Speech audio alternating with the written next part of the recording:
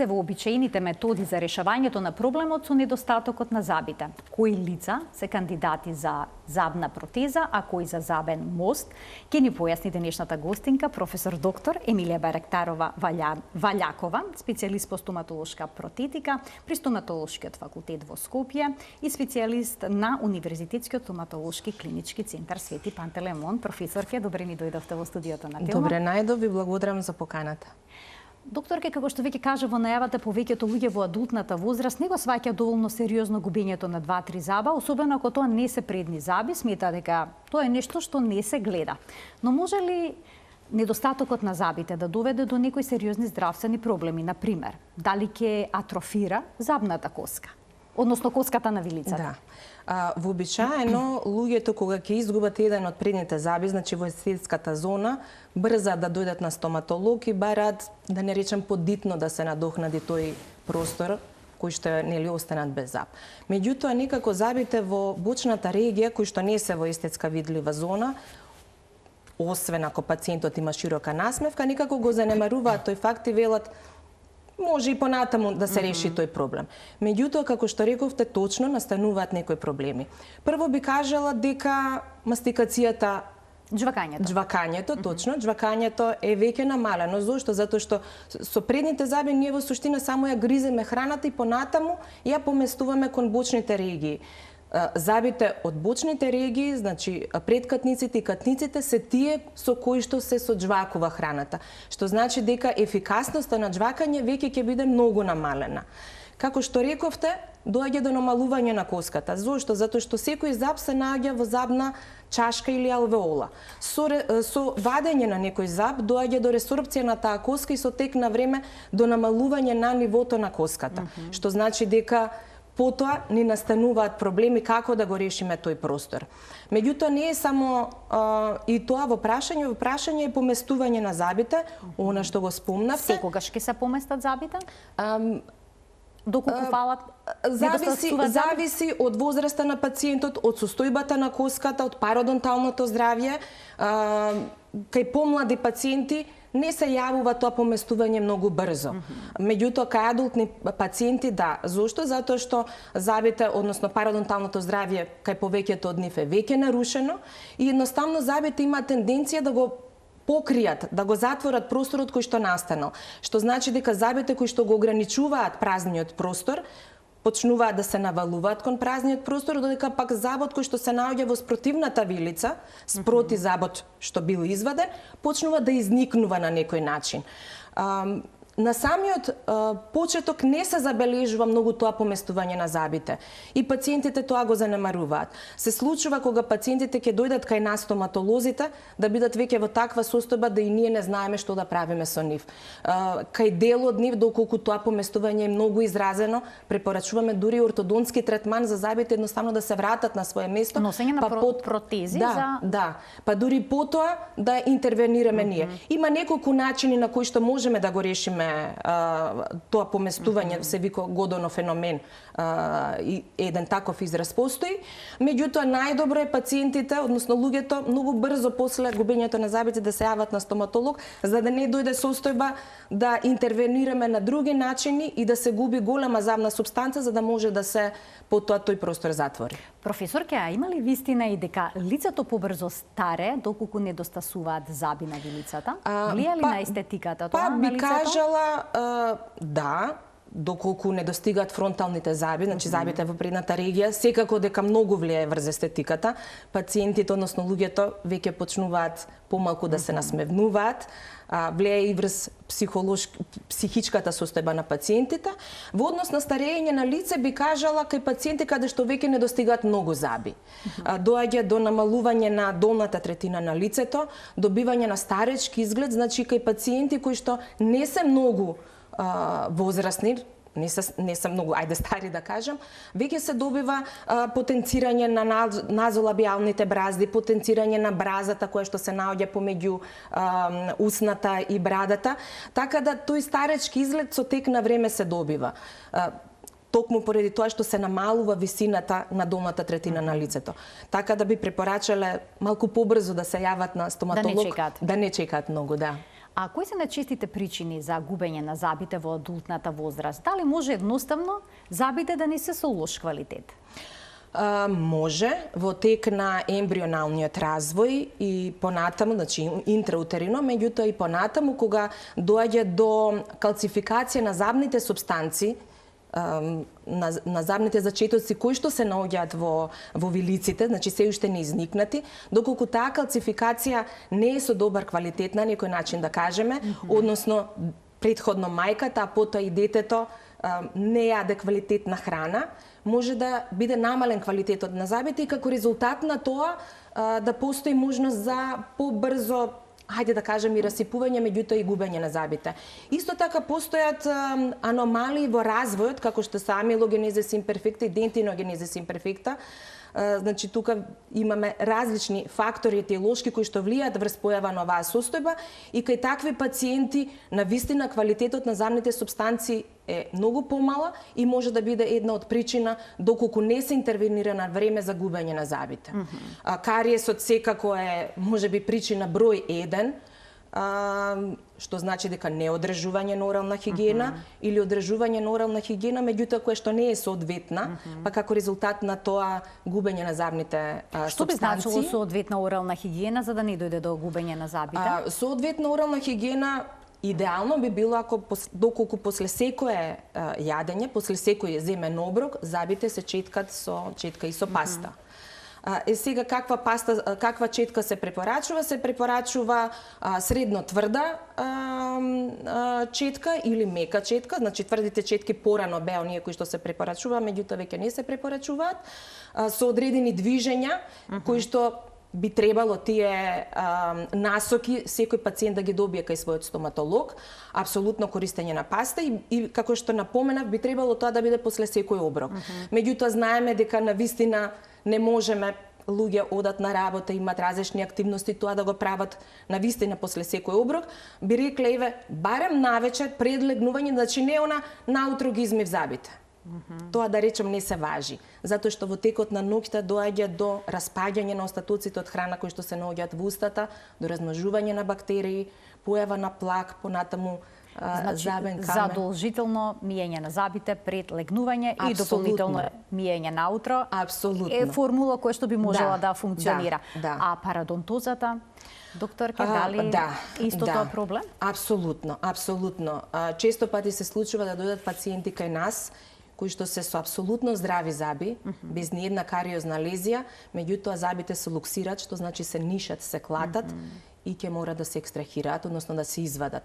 Зошто е тоа така? Затоа што настанала парадонтална болест која што не се третирала, која што не се лекувала. Има различни фактори за појава на таа болест. Еден од нив е и генетскиот. Токму затоа велам, има пациенти кои што ќе дојдат со апсолутно здрави заби, меѓутоа потреба голем дел од нив да се извадат. Дали е нормално возрастните лица да изгубат голем дел од забите? Бидејќи тука постои едно такво убедување. Не се сложувам со тоа. Повторно ќе кажам, одржување на орална хигиена, правилно одржување на орална хигиена, грижење не само за забите, меѓутоа и за меките ткива, значи честа посета кај парадонтолог доколку има таква потреба, во суштина е рецептот за здрави заби и за сочувување и во повозрастната генерација. Се случува децата кога ќе им паднат млечните заби, на нивно место да не избие траен заб. И потоа ќе се направат снимки, ќе се утврди дека траен заб всушност нема. Што се презема во таков случај кога кај дете недостасува заб? Значи, што ќе се превземе зависи од тоа колку заби недостигаат. Еволуцијата на човекот оди во насока на намалување на бројот на забите во вилицата. Што значи тоа? Тоа значи голем дел од популацијата кај дел од нив се јавува недостаток на вториот инцизив, на вториот секач. Или на вториот предкатник, или на третиот катник. Значи последниот заб од групата на катници, инцизиви, односно секачи, предкатници и катници. Но тоа е, да кажем, еволутивен процес, затоа што се повеќе и повеќе користиме обработена храна, не сирова храна. За обработена храна ни треба помал број на циклуси на джвакање, помала, да кажем, мускулна активност и како резултат на тоа намалување на големината на вилиците и поради тој намалување на бројот на забите. Меѓутоа, постојат и состојби кога деца се раѓаат со намален број на заби. Вообичаено се станува збор за синдромски заболувања, каде што не е само трајната дентиција, значи трајните заби тие кои што се ефектирани од состојбата, меѓутоа и кај млечната дентиција, кај млечните заби се јавува недостаток. Тогаш кај такви наши мали пациентчиња мора да интервенираме. За жал би рекла, имам такви пациенти и за среќа многу сум среќна кога работам со нив, затоа што работата со нив носи една малку поинаква енергија. Како ќе ги надокнадиме тие заби зависи од бројот на забите кои што недостигаат. Реков, вообичаено кај такви пациенти тоа е ектодермална дисплазија, најчесто синдром каде што се јавува. Кај такви пациенти уште на најмала возраст изработуваме протезички, оние кои што се стават и што се вадат, не станува збор за ортодонтски протези, но протези кои што ги надокнадуваат забите кои што едноставно ги нема нити во коската, нити потоа ќе еруптираат, односно ќе се јават во вилиците. Значи, кај такви пациенти ги изработуваме протезите, вообичаено започнуваме на 4-5 годишна возраст, значи многу рано. Не чекаме да помине подолг временски период па да можеме да изработиме протези. Меѓутоа, она што морам да напоменам е родителите на такви деца да бидат свесни дека не се во прашање само проблемите со кожата, со ноктите, со косата, она што најмногу, да кажем вака, се гледа надворешно, меѓутоа недостатокот на забите и тоа како влијаат и на психичката состојба на децата, на нивната социјална на говорот исто така влијае. На говорот апсолутно, нивното социјално дружење со врсниците и со изработката на протези кај такви пациенти, кај такви пациентчиња, во суштина наметнуваме еден нов начин на исхрана, значи да се започне со нормална исхрана, да добиеме на телесна тежина и да се забрза растот и развојот на децата. И можем да кажем дека се многу благодарни тие пациенти, соработуваат, имаме посебен начин на комуникација, така да некогаш е полесно со нив отколку со возрастни пациенти. Меѓутоа, ова е состојба кога има поголем број на заби кои што недостигаат во склоп на тие синдромски заболувања. А доколку недостасува еден? Доколку недостасува еден во детска возраст, така, во детска. Да, можеме да изработиме мост, апсолутно, меѓутоа да го испрепарираме, ние го користиме тој термин, или да го истругаме забот кој што е соседен, па на него да надокнадиме. Значи, во детска возраст, ако станува збор за надокнадување само на еден заб со сочувување на останатите заби, тогаш не би ставале импланти, иако има некои студии, првата студија од 60 и некоја година, која што баш беше, да кажам, експлозивно дочекана во јавноста, ставање на импланти на вистина кај деца со ектодермална дисплазија на 3 годишна возраст. Меѓутоа, се препорачува поставување на импланти да бидат во долната вилица после 8-та година, во горната вилица апсолутно после завршување на краниофацијалниот развој, значи развојот на главата. По завршување на пубертетот. На пубертетот, да. По завршување на растот и развојот на организмот. Значи, не е проблем да се направи мост, меѓутоа да не биде мостот врзан од двете страни на празниот простор, бидејќи на тој начин го невозможуваме ширењето на вилиците кои што нормално се случува во текот на пубертетот, на растот и развојот. Од тој момент ќе имаме комуникации со гледачите, но на малку поинаков начин. Ќе можете да поставувате прашање на нашата страница на Facebook Телма амбуланта _0+ месеци на телевизија Телма. Значи, очекуваме ваши прашања и дилеми на темата на која што зборуваме, а тоа е замена на, односно решавање на проблемот со недостаток на забите и кои се најдобри методи за тоа. И па, докторке, кои се најдобри методи, дали забните мостови или пак имплантите, можеби забната мобилна протеза, кај кои пациенти што е решение? Еве да започнеме со забните мостови. Добро. Кои што релативно често се применуваат. Колку заби треба да недостасуваат за да биде применлива оваа метода? Да. Ние велиме дека максималниот број на заби кои што треба да ги има пациентот во вилиците за да можеме да изработиме мост се 4. Значи доволно е да има и 4 заби за да може да изработиме мост. Меѓутоа многу е битна положбата во забниот низ и нивната состојба, што значи дека забите кои што можеме да изработиме мост тоа е молар или катник. Добро. Канин или кучешки зап, повторно кучешки зап и катник од другата страна. Значи само таа тетрагонална, да кажам, позиција на забите ни овозможува изработување на забен мост, на дентален мост. Апсолутно доколку забите се распределени само на едната страна на вилицата или само во фронталната регија, во тој случај, без разлика што бројот е 4, едноставно немаме можност за изработка на мост. Реков состојбата на забите. Значи забите носачи треба да се здрави. Забите носачи треба да се здрави. Меѓутоа не се. Не е проблем доколку се кариозни, во смисла ќе се исчисти кариес, ќе се стави соодветна пломба, соодветно полнење. Не е проблем ни доколку пулпата или народски кажано нервот е заболен, може да се извади нервот, да се излечи коренот и повторно тие заби да се користат како носачи. Меѓутоа, ако имаме веќе некои патолошки процеси во коската, тогаш веќе прво ќе мора да се санира процесот, па дури потоа тие заби евентуално да ги планираме како носачи на мост. Значи, било какви патолошки процеси во коската околу корените, патолошки процеси на гингивата, значи на непцето, кој што не е излечено, апсолутно тука не можеме да изработиме мост, односно ќе пристапиме откако ќе се заврши лекувањето, точно. Доколку забите носачи се здрави, дали ќе се избрусат? Да. Ќе се обработат? Да. За жал мора. За жал мора, доколку не е решение поставување на импланти. Затоа малку подоцна верувам ќе зборуваме. Едноставно мостот нема на што да се стави. Значи и во градежништвото знаеме дека мостовите се подпираат на двете страни, на пример од на двата брега од реката.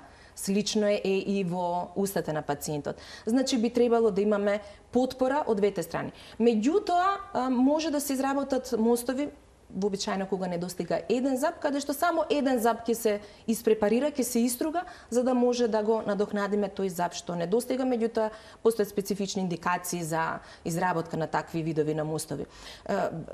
Токму вчера дојде еден пациент и рече дали може тука да се изработи мост, на жената не достигаат 2 заба и колешката рече да, тоа ќе ве толку и толку пари, затоа што ќе треба да мостот да се состои од 4 заба. Ама како од 4 заби кога само 2 не достигаат? Значи често пати постои таа дилема или дилема сега за еден зап зар морам да стругам зап кој што е сосема здрав. Да, за жал ќе мора доколку не се постави имплант. А доколку нема здрави заби носачи, во тој случај дали може да се стави имплант и на имплантот да се прикачи потоа мостот? Да. Има многу пациенти кои што едноставно не сакаат нивните здрави заби да бидат истругани. Во тој случај се поставуваат импланти. Меѓутоа, не секој пациент е кандидат за имплант. Она што претходно го спомнавте и го спомнавме како една, ајде да кажем, компликација или несакан ефект од вадењето на забите, ресорбција на коската, значи колку е таа коска ресорбирана. Пациентот во која возраст се наоѓа, дали например се работи за жени во менопауза, каде што веќе имаме намалување, и воопшто кај повозрастните пациенти каде што имаме намалување на густината на коската. Значи мора да е коската здрава за да се стави имплант? Да. Мора оралниот хирург да ја утврди, да го евалуира квалитетот на коската пред воопшто да се направи план за поставување на импланти. Има различни типови на мостови, од различни материјали се изработуваат. Да. Од што зависи каков мост ќе се употреби ке пациентот? Постојат повеќе фактори. Вообичаено се поставуваат метал-керамички мостови, што значи метална основа која што е покриена со керамички материјали. И она што се гледа во устата кога пациентот ќе се насмевне е апсолутно естетско, значи боја на природен зап. сега да кажам во поново време нема да биде соодветен израз, постојат многу посовремени материјали, значи кога реставрациите, кога мостовите се изработуваат целосно од керамички материјали. Некако најпознати, да кажам, во кај луѓето се циркониум диоксидните или она позната цирконија, па некако сега сите сакаат да се изработуваат мостови од цирконија, меѓутоа и тука има одредени фактори кои што ќе ни одредат за каков материјал ќе се одлучиме. Значи не е само цената на чинење, значи ќе дојдат пациенти кои што ќе речат имам пари, можам да направам се што сакам, не е секогаш така. Иако во суштина веќе циркониум диоксидот како материјал овозможува голема цврстина, апсолутно и естетика, така да може да се реши проблемот на тој начин. А како се прави реконструкцијата, односно изработката на мостот? Какви снимки се неопходни? Доколку недостасуваат повеќе заби, треба ли да се направат некои 3D снимања? Вака сега, вообичаено, па дури и кога не достига еден зап, убаво е да се направи снимка.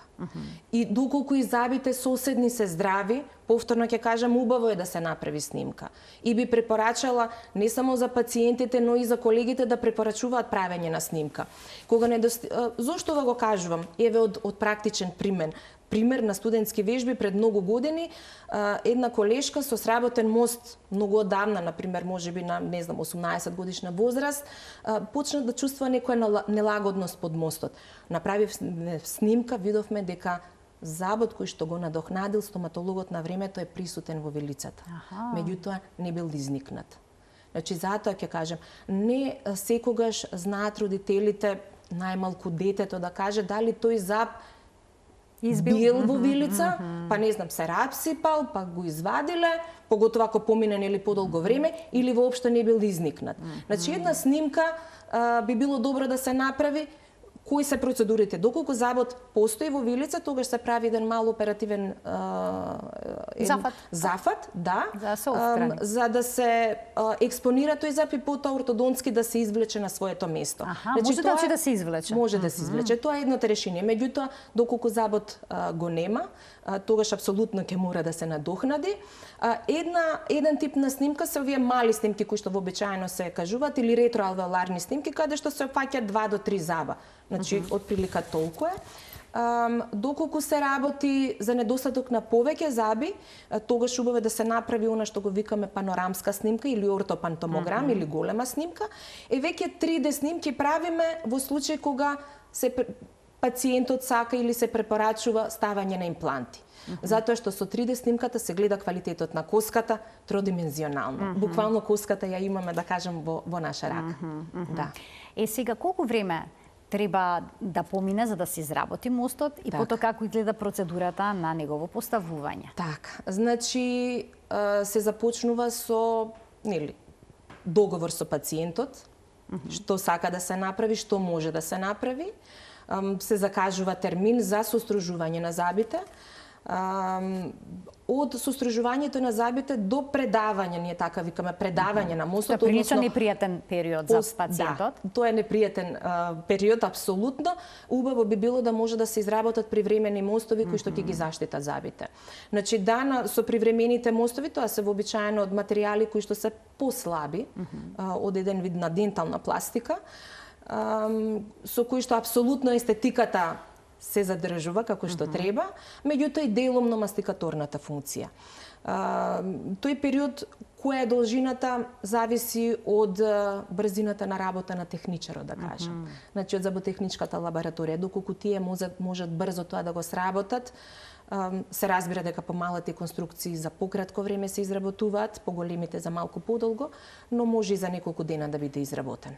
Се јавуваат ли болки по поставувањето на мостовите? Може ли пациентот да има проблем? Да, уште во текот на поставување на мостот на свое место или цементирање, ние вообичаено го користиме тој термин, знае да се појави болка. Значи, знае да се појави болка доколку забите се витални, доколку забите се живи или нервот е жив, народно кажено.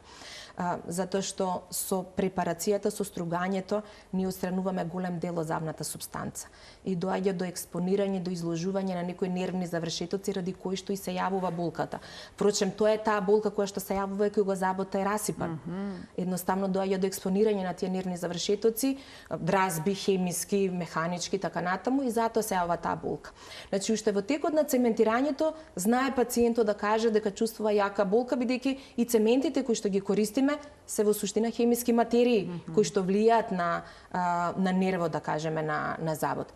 Меѓутоа, одредена осетливост за жал може да се јави и понатаму. Тоа се случува доколку некој дел од забот за жал останал експониран. Се случува доколку стоматологот не ја утврдил правилно положбата на мостот, односно она чувство, например, и кога пломба ќе ви стават, па чувствувате како да е малку повисоко. Поубаво е... Па потоа се коригира. Па потоа се коригира, точно така. Значи, и во овој случај би требало да се направат такви корекции со цел да имаме едно нормално движење на долната и горната вилица при мастикација. Се смирува оваа болка со текот на времето? Би требало да се смири. Може да не се смири? За жал и такво нешто се случува, особено доколку препарацијата, односно стругањето на забите е малку пообемно, значи малку повеќе забна супстанца била одземена, доколку се работи за млади пациенти, еве, например, травма.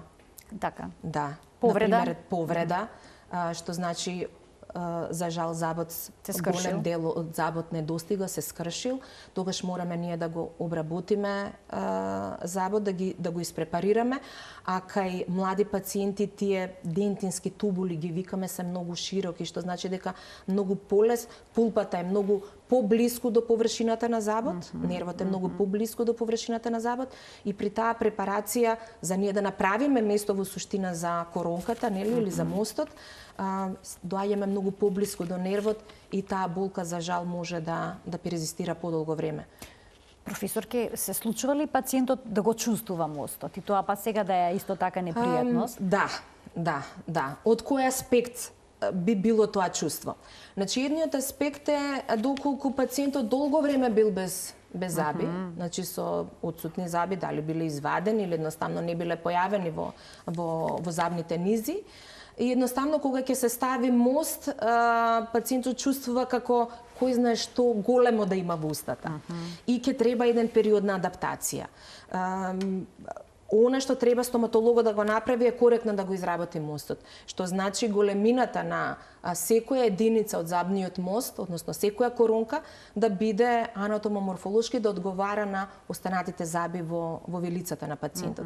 Значи, се разбира дека доколку поставиме мост со поголеми, ајде некако да кажам, заби, дека тоа ќе му пречи. Па пациентот ќе рече, имам чувство како храна да имам кај образот, како мастика да ми е закачена. Значи, тоа се причините ради кои што може да има такво чувство пациентот. Исто така, доколку се работи за дентален мост, онаму каде што се надохнадува забот кој што не достига. Тој дел од мостот може да притиска врз гингивата, врз непцето, па и од тој аспект да има налагодност. Значи, но во овој случај стоматолозите се тие кои што ќе мора да интервенираат за да го снемат тоа чувство кај пациентот после периодот, се разбира, на навикнување. Сега се случува мостот да се оштети, да се пододлепи. За жал. Како се поправа мостот кој што веќе е вграден? Може да се извади? Да се поправи па повторно се врати? Зависи што се десило. Значи, доколку едноставно мостот се одцементирал, односно се одлепил, тогаш треба прво да ја видиме која е причината.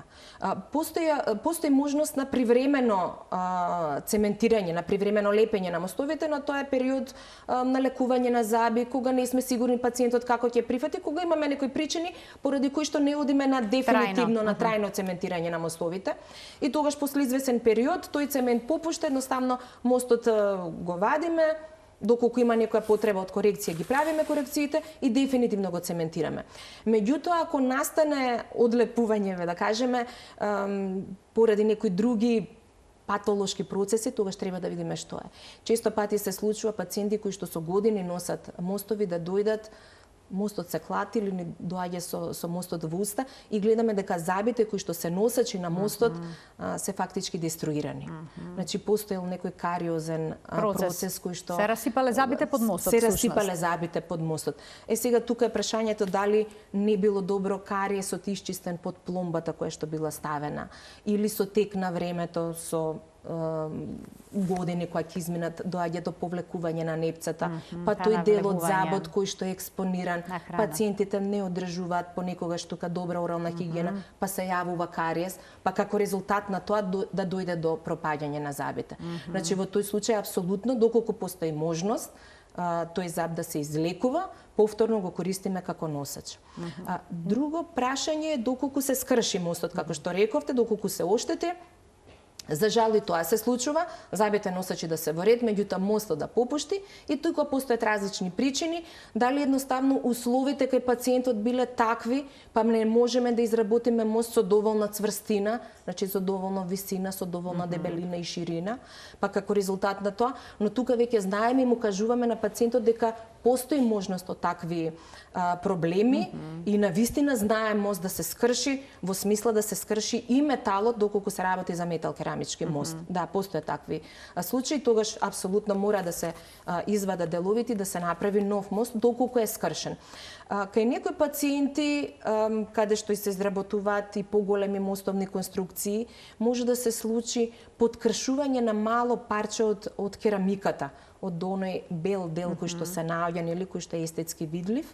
Во тој случај, знаете, ако имате мост од, не знам, 10 члена или 12 члена, не би било убаво, треба време, треба финансии, треба ангажираност и на пациентот и на стоматологот, сето тоа да се извади, да се исече мостот, па да се сработи нов.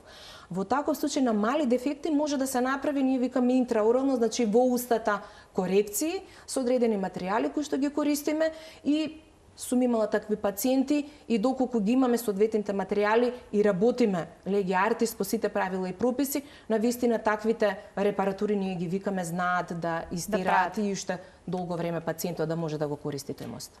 Забните мостови имаат рок на траење. Колкав е тој? Па да, не би можела да ви кажам точно години, значи зависи повторно од забите кои што се носачи, доколку забите се носачи во ред, доколку пародонталното здравје е во ред, што значи дека гингивата е здрава, воопшто не е повлечена, доколку мостот од сам почеток е добро сработен, значи тие мостови навистина можат многу долго време да траат, се случува да дојдат пациенти со по мостови изработени од пред 15-20 години. И тие мостови навистина да се добри. Значи и тоа се случува. Меѓутоа се случува и да настанат некои проблеми, па да мора многу порано тие мостови да ги извадиме, што значи дека некоја граница, да ви кажам, траат 3 години, 5 години, 10 години, апсолутно не може. Професор, ќе да им дадеме предност на гледачите, значи како што напомена во денешната Телма амбуланта, контактираме со гледачите на малку поинаков начин. Прашање поставуваат на нашата страница на Facebook Телма амбуланта _0+ месеци на телевизија Телма. Еве едно прашање, се работи за возрастна личност. Да.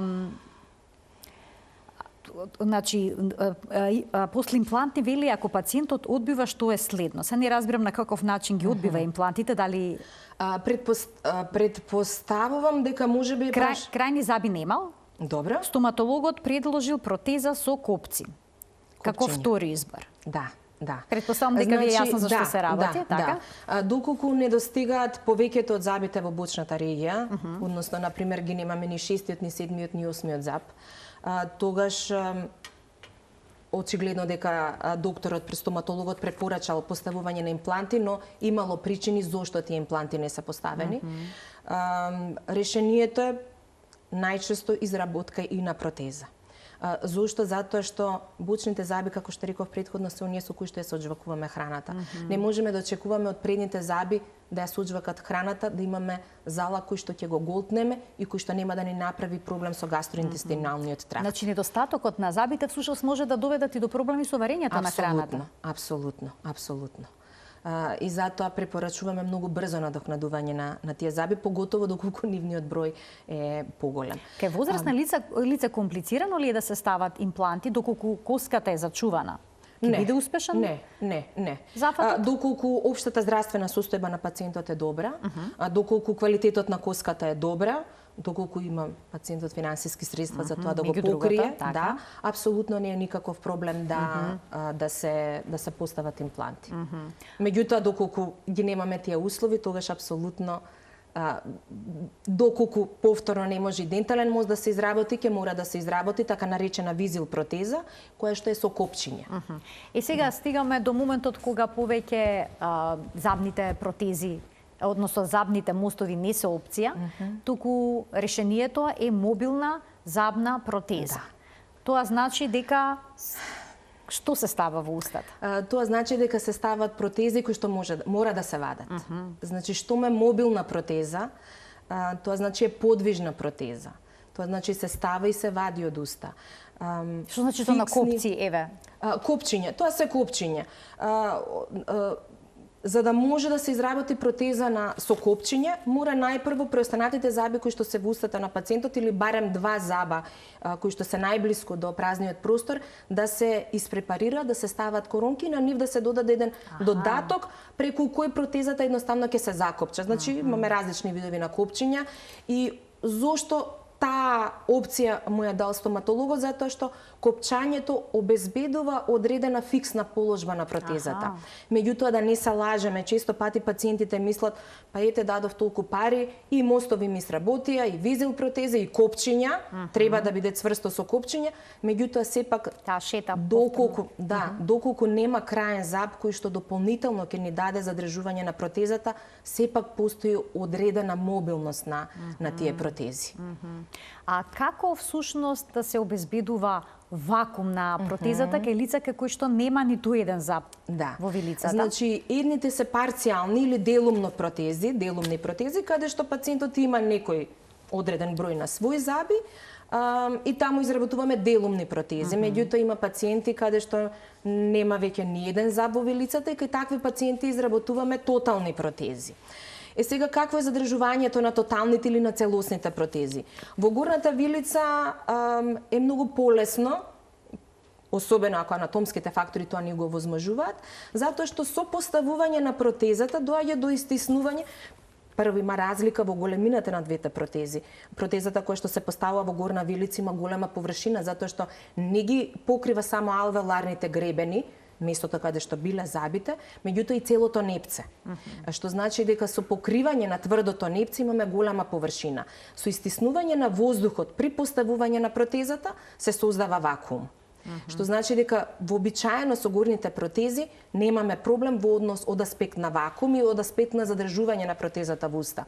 Меѓутоа, веќе во долна вилица ни е малку попроблематично и убаво би било доколку постои можност барем еден зап да се задржи во долната вилица, бидејќи тој ќе ни биде како дополнителен начин да ја ретинираме, да ја задржиме долната протеза колку толку на свое место, да обезбедиме некоја ретенција и стабилност на протезата. Значи, сепак, ако има некој здрав зап, треба да се задржи, макар и тоа да биде еден. Да, особено во долната вилица. Во горната вилица, да, би можело, меѓутоа доколку изработиме некој систем со телескопски коронки, што значи дека забот кој што преостанал треба да се иструга, да се постави еден тип на коронка кој што се вика внатрешен телескоп, па потоа надворешна коронка, па на тој начин да се задржува протезата.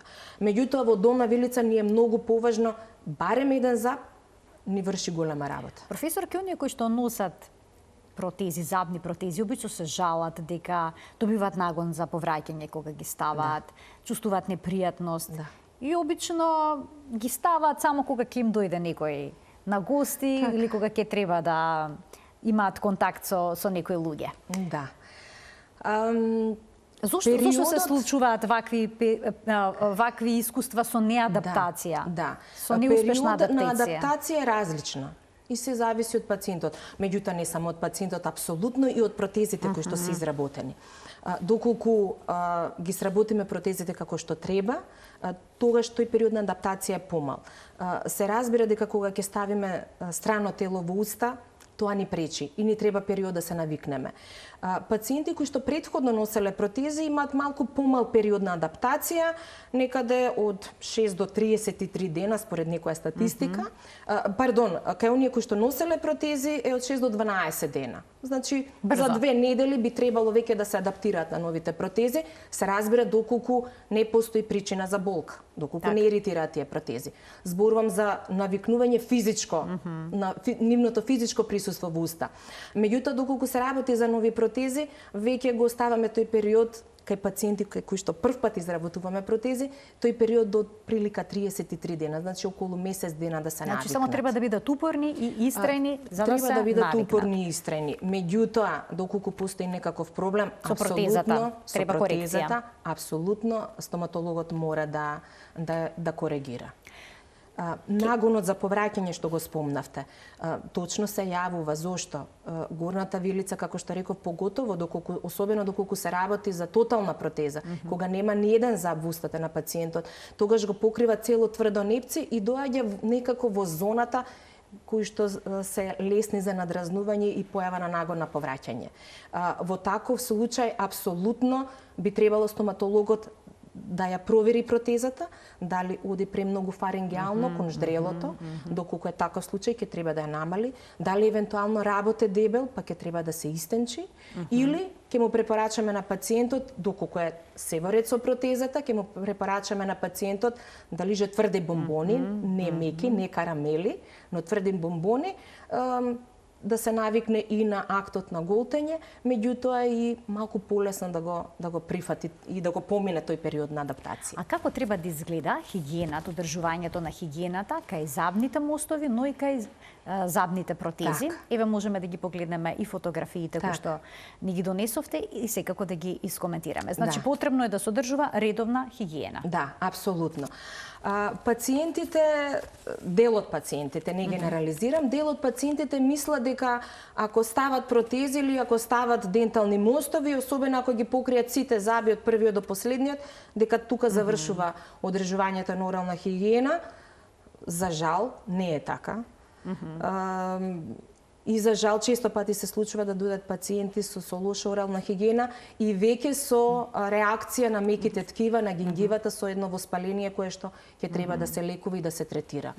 Различна е хигиената на денталните мостови и начинот, техниките кои што се користат за одржување на хигиена кај дентални мостови и за одржување на хигиена кај мобилни протези. Меѓутоа, прво да кажам дека мора да се одржува оралната хигиена и во устата на пациентот. Така. Значи, доколку има некој заб, апсолутно забите ќе треба да се четкаат. Можеме да ги видиме првите фотографии, значи како треба да се четкаат забите, значи и забите и јазикот. Забите кои што се присутни во устата на пациентот ќе мора да се четкаат со четка и со паста. Меѓутоа, не само забите, некако, иако би рекла дека во последно време постои тренд и на зголемување на, хајде да кажам, на техниката, на обемот на одржување на орална хигиена во смисла на четкање на јазикот.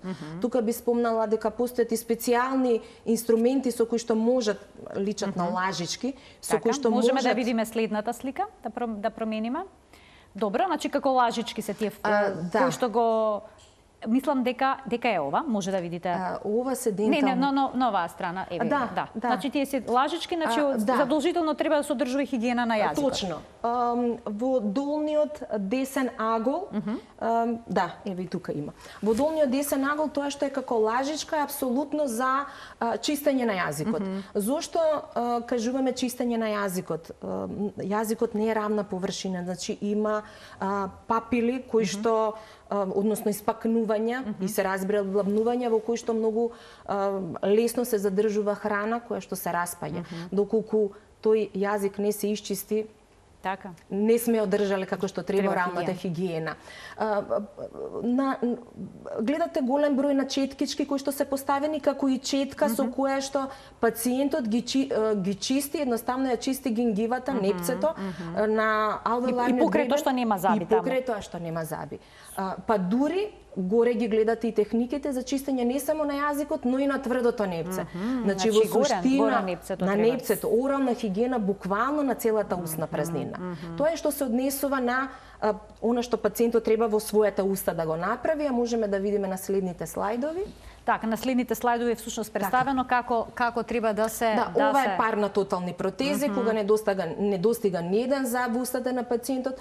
Ова се веќе така наречени интердентални четкички, со кои што пациентот помеѓу забите ги Треба да чисти ја просторите. отстрани. Да, зошто? Затоа што со обична четка за четкање на заби се најдобро се четкаат оние површини кои што се видливи и достапни за четката.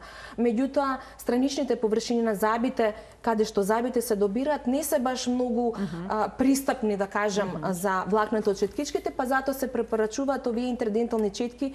Меѓутоа, стоматологот мора да препорача која големина Така, не е на се четка. едно. Така. Не е се едно. И секако треба да се одржува хигиената и на забниот мост и на забната протеза. Апсолутно. Професорке, толку е времето во денешната Жал ми е. тема амбуланта. Во некоја друга Во прилика. некоја друга пригода детално ќе ни го појасните Да. сето тоа. Верувам дека ќе биде многу корисно за гледачите, бидејќи кај нас во зразната популација навистина има проблем со забите, Да. често пати носат или забни протези или пак забни мостови. Ќе проговориме понатаму и за она што може да биде решение кај со импланти, Така. но ќе се Па и за одржување на орална хигиена, кај на претходниот слайд беше прикажано на самите протези, што е многу битно, затоа што некако пациентите сметаат дека имам протези, ќе ги ставам, ќе ги исплакнам под вода, ќе ги и ставам во вода и сум завршил со работата. Значи не е тоа баш така. Не е така. Не е баш така. Ви благодарам уште една за гостување. Благодарам и на вас, навистина пријатно ми беше вашето друштво.